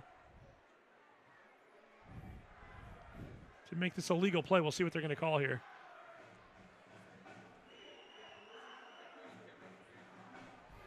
And that will move it back 5 yards, and it'll just take 30 more seconds off the clock. If you're Terrace, moving the ball back isn't going to be that big of a trip. Take the 5 yards, cut some more time out of the game. We'll take under 7 minutes. The Hawks will look to punt this one away. Not many times Blaine has gotten too many stops on the Hawks, but some good ones, but a good one here. High snap, Bach does well to get it and gets the punt off through some traffic. The ball bounces, pulls up. We'll dip all the way down to the 19-yard line where it will be downed by Mustafa Baliki. Clock will continue to run as these two teams change over. 40-0 the Terrace lead. 6:30 remaining.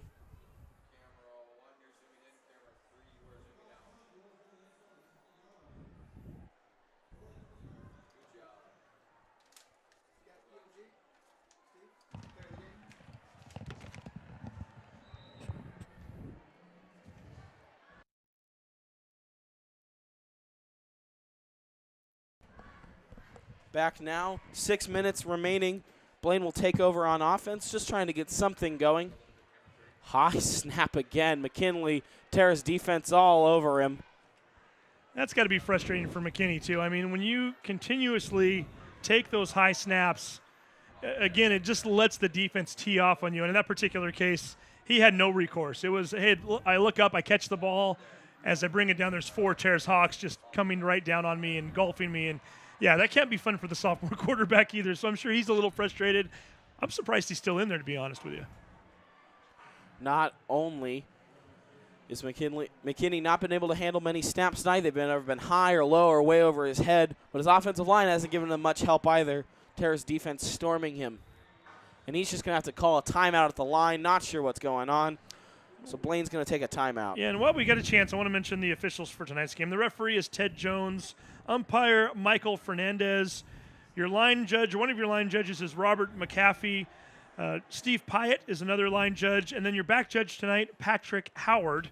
Always important for a football game. You can't have one without those guys. And had a chance to interview them on a radio show recently, or 2 of our main guys, Steve Jensen, who is in charge of the officiating crews around here. And, yeah, for them to give up their Friday nights, always a big deal. So we appreciate having them out there tonight doing their jobs and doing it in the rain, I might add.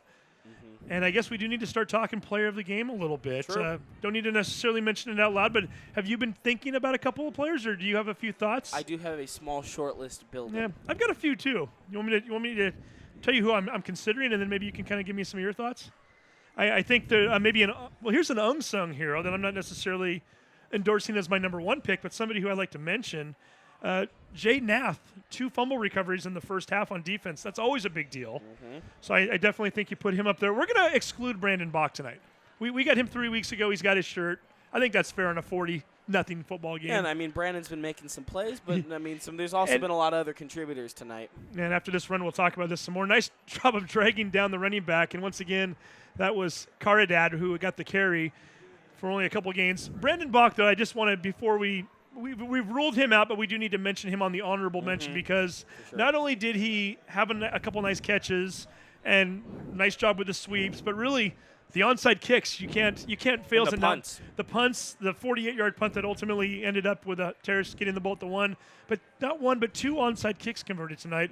Those are not easy kicks to make. Anybody who's ever tried to kick an onside kick, the degree of difficulty is high above anything a lot of other people tried on a football field. 3rd and 8, McKinney will look to pass. He loads up, and the wet ball just seems to get away with him, way out of bounds, no good. Good defense by Osidas Rivas. So Brandon Bach, honorable mention. I think Nath is also on my list. Certainly Sims getting into the end zone a few times tonight, but not a huge yardage night for him. I mean, hard to not mention Latham, right? 2 carries over 30 yards for touchdowns. Do we have... he hasn't seen the ball pretty much at all second half. He was at 89 yards in the first half. So you certainly have him to consider. You can go with so many different routes on a game like this, but those are certainly some of the guys that come to my mind. And you also have to always mention Martineau, too. I think he maybe doesn't get enough credit on a game like this, but certainly some of his plays have been nice. He hasn't had a chance to make very many of them, but certainly I'll at least throw his name out there. But having said that, do you want to tell us who our player of the game is? Or do we want to save that? We'll take a Tease moment. it a little bit. We'll come back at the end of the game and we'll figure that out. I might even look over here. Maybe we should ask the coaches for their vote. Do you think we should ask them at some point? I don't think that's a bad idea. I think it's always kind of nice to see. Tell you what, I'm gonna take my headphones off here real quick, and I'm gonna go see what they think. All right.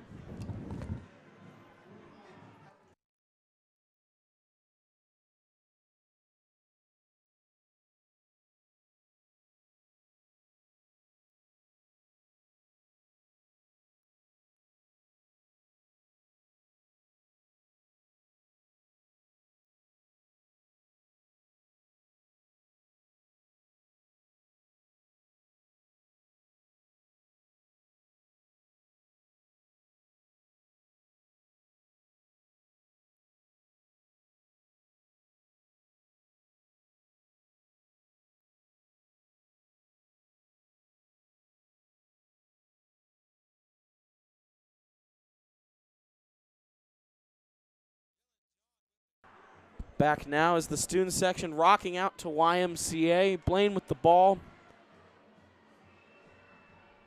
Excuse me, Hawk ball, flag on the play.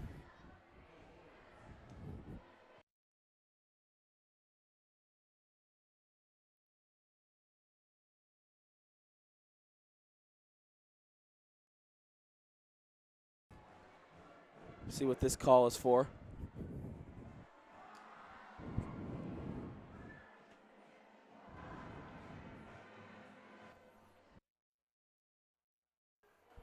Welcome back. Flag on the play. We'll scoot Terrace back a little bit.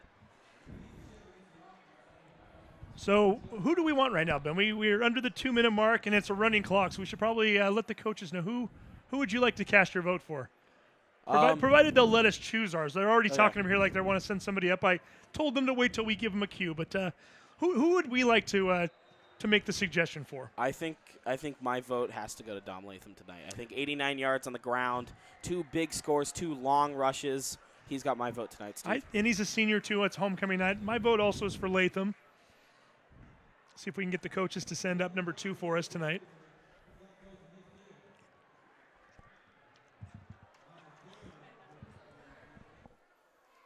Steve's going to go confer with the coaches, make sure we get him for this after game. Clock will tick under a minute now. Hawks just continuing to chew up this clock with the running clock. So the Terrace Hawks will improve to be 4-2 on the season. 4 straight wins for the Terrace Hawks. This is a big win for them.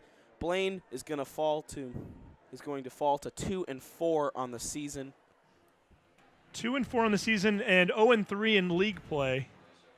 And Next Blaine, week, do we have a schedule there? Do they have a game with Anacortes coming up? Next week they will be going and playing Cedar Crest. Then they'll be playing Anacortes. The Anacortes game might end up determining who gets the last playoff slot. Not that they may not want it. If you're the last playoff slot, usually means you're playing up against a very tough opponent. More than likely, I'm not sure who that would be at this point, but it might be a rough night. But you still want to make the playoffs. Right. So really, the Blaine Anacortes game, more than likely in 2 weeks, will determine who stays out of the basement in the Lake Division and who gets to play on October 26th. The other one will be going home. So the clock hits triple zeros here from Edmond Stadium. The Terrace Hawks officially win it 40-0 over the Blaine Borderites. Big homecoming victory for the Hawks. Very exciting W. Improved to 4-2, 4 straight wins for them. I think you can't say enough about what this means to have this. I think a lot of people were talking, do you want to go up and play up in the North Division? You're playing schools that are more aligned with your size. You miss out on those rivalries. You don't get the Edmonds Woodways and the Meadowdales and the Linwoods and some of the other schools. But again, you're more evenly matched. Did you see these players walking through, shaking hands? It's a school that looks similar to you in size, not only in terms of your build, but in terms of your numbers. This is the competitive edge you wanted when this league was formed, when they said, hey, let's not make you play a Wesco 3A schedule when you have 2A enrollment numbers.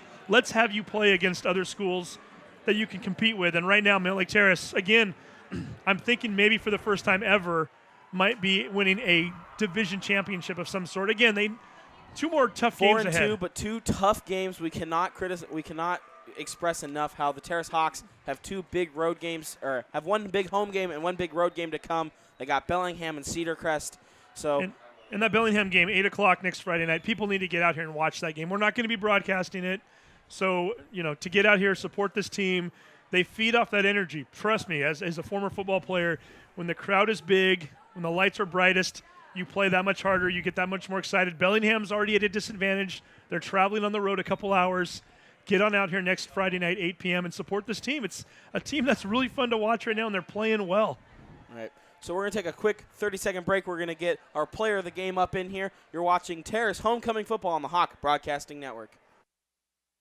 Welcome back once again to Edmond Stadium. It's homecoming night tonight, and what a way to celebrate 40-0 victory. Man, that sounds good, doesn't it, guys? Yes, it does. Yes, it does. We got 2 guys that combined for, 5 touchdowns tonight. Senior and a sophomore, Dom Latham, Jordan Sims. And first of all, before we go any further, we could have given the shirt to each of them. We could have torn it in half, but I told Jordan, you're only a sophomore, young man. We're going to make you earn one in the next 2 years, right? So I'm going to give this shirt to the old guy here. Is that cool with you? Can't complain. There we go. So Dom Latham right there gets the shirt.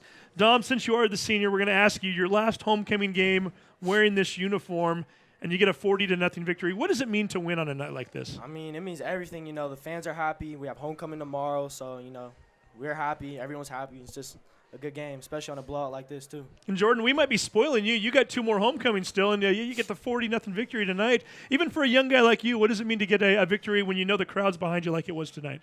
It's just really great because I know that I went out there and just played for my whole team, and I did it not only for him, but I did it for everybody else on our team, including all the seniors.